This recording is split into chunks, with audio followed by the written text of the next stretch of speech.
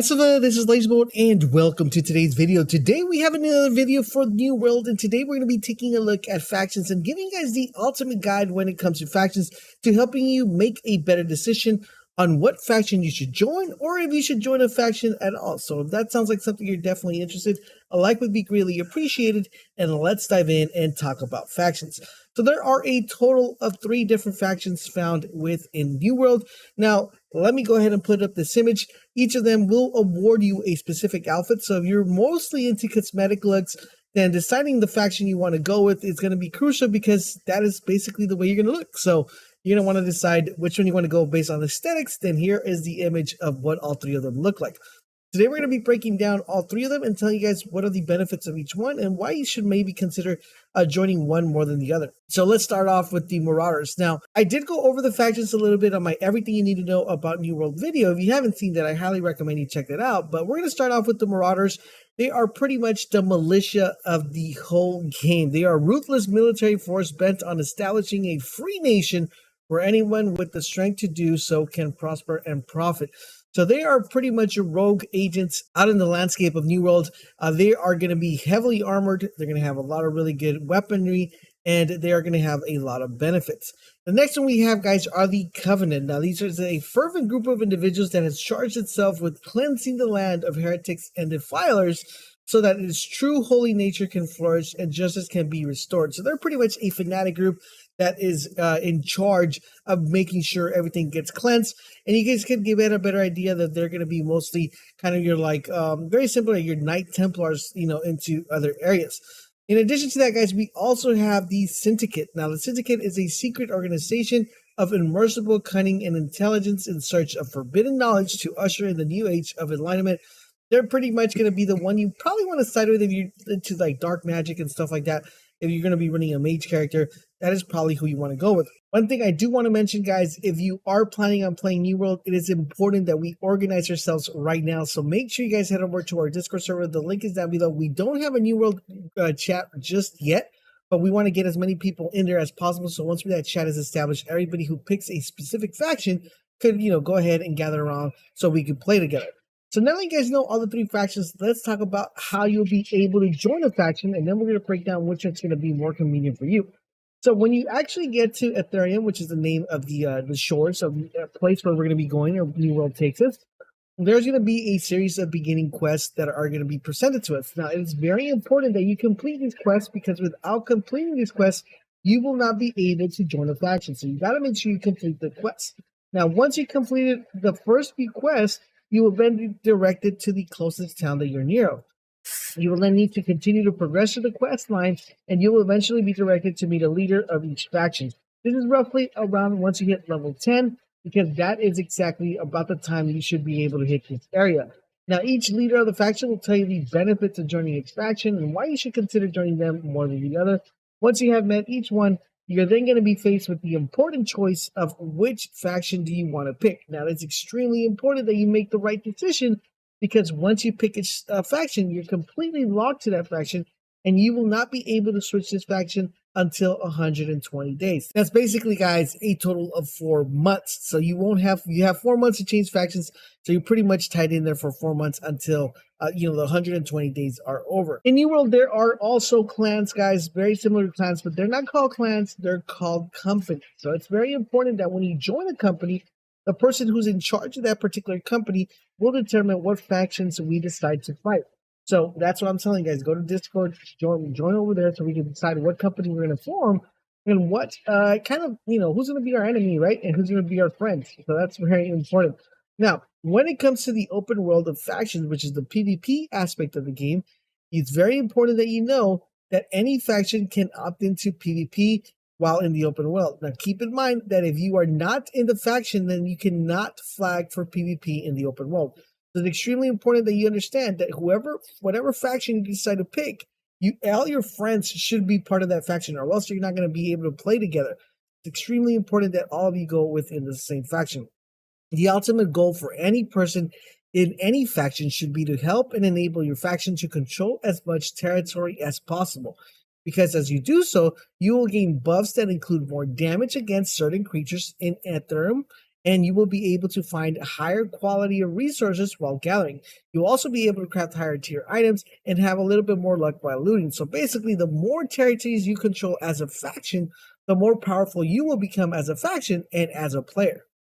Alright, so now that you understand how factions work, let's talk about the faction missions and what you're going to be able to do within these missions. So if you didn't know, there are faction missions, which I mentioned on my Everything You Need to Know video. So how do factions control territories? That's the big question we want to ask ourselves. What's the importance of it, right? Well, you're going to control the territory through war. But before you could actually declare war against another faction, the faction needs to control their territory and must first be undermined. And if you are in a faction that is trying to maintain control, then you as a member of that faction must help with activities to reinforce that faction's influence.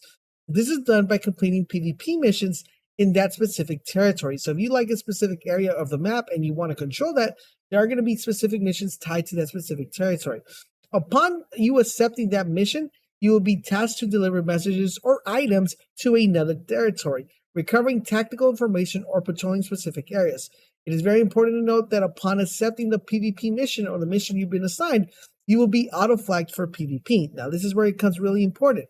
If you are unflagged or you unflag yourself, then you will automatically fail that mission and you will need to continue the mission. You will need to start all over. Now, if you die as well during this mission, you automatically fail as well and you need to start all over from square one. Now, let's say you didn't die. Let's say you didn't get unflagged. Let's say you completed the mission. After you complete the mission, you will be rewarded with faction currency. This faction currency is used to purchase specific special gear. And more importantly, a previously mentioned, you will be generating influence for your faction within that territory. This will reduce the control of the faction owning and the territory, bringing it closer to being vulnerable to war declaration. So let's kind of give you guys a quick glimpse. Let's say I like a specific area on the map. What I'm gonna do is I'm gonna infiltrate a bunch of spies in there. We're gonna go pick up a mission from within that territory. The more missions we do, the more we bring down their vulnerability. And once they're completely vulnerable, we're then able to attack them and declare war. Now, keep in mind, you will also do PvE missions for your factions, which include things like crafting supplies, defeating mobs, and gathering resources. So it's not specifically only tied to PvP. When you complete a PvE mission, you are then rewarded with faction currency, which can be used to purchase faction-specific gear, kind of like the ones I mentioned. So determining which gear you want to go with, you should be able to go ahead and pick the one you want. Now that we went ahead and we weakened the factions, now we're able to declare war. Once a territory has been undermined to the extent of becoming vulnerable to war declaration, then any company in the undermining faction can then declare war on the territory. Once this is done, one of the companies that has declared war will then be selected to be a vanguard. The most active companies in the influence race will have the higher chance of being selected as a vanguard. All companies in a faction are now eligible to declare war when the territory is thrown into a conflict state. To be eligible, a company must have control of at least 10% of the total influence required to throw the territory into conflict. In the unlikely event that no company contributes over 10%, any company will be eligible to declare war. The war declaration button now indicates a company is eligible to declare war. If more than one company declares war on the same territory during conflict, the amount of influence a company contributes toward the conflict increases its chance to be selected as a vanguard. So it's extremely important, guys, to get as much influence as you possibly can as a faction. So with that being said, you're probably wondering, Laser, what the heck is a vanguard? Well, that is the responsibility of the leader of the selected company to be the vanguard to build out their forces with players who have volunteered to fight. And the vanguard will be the company who controls the territory if the war is won. So you're kind of the main honcho there. This system gives a smaller company an opportunity to control territory. So even if you have a 10-man company, you will still have the chance to own the territory. If your 10-man company declares war and is selected as the vanguard, you will then pull in 40 other players that have volunteered to fight to help to complete your 50-man team for that siege battle. So even if you're a small company, you're still able to declare war, guys. Don't forget. So yes, even if you are a one-man company, you will still have the opportunity to own your own territory. It is worth noting that you cannot declare war against a company in the same faction as you, but you do have the option to help them if they need more troops for the siege or need help in other ways or forms. So remember, that's why picking factions are extremely important, because all factions join together when it comes to war. That is important for me to mention, guys. Even though if you don't want to participate in PvP in New World, you're still a valuable contributor to a faction by making sure faction is well supplied and supported. And I know the question is, Laser, now that I know about the factions, do I have to join a faction? It's like, do I have to? Now, you are not forced to join a faction in New World, guys. You don't have to join one. But keep in mind that if you do not, then you will not be able to participate in a lot of the aspects of the game. You will not be able to flag for open world PvP or join a company. You'll not be able to help undermine or help control territories. So it's extremely important, guys, especially if you're trying to level up fast or not. It's important that you join a faction. Now, out of all these three factions, guys, which is the one that you like the most? Do you guys like the Marauders? Do you like the Covenant or the Syndicate? Let me know which faction you're picking up. Also, don't forget to join us over on Discord. The link is down below, and get our team ready and see what company we're going to be decided going with. So far, which is the one, that faction that you like so far? I personally like the Syndicate. That seems like a very cool looking one. I do like to play Mage a lot, so I think that would benefit me the most. But overall, in general, let me know which ones you guys are deciding to go with. I hope you guys are enjoying our New World coverage. If you are, do please for you guys to drop a like and drop a comment. But most importantly, subscribe to the channel, turn on those notifications so you guys won't miss when we go live. Thank you guys for watching. I'll talk to you guys later.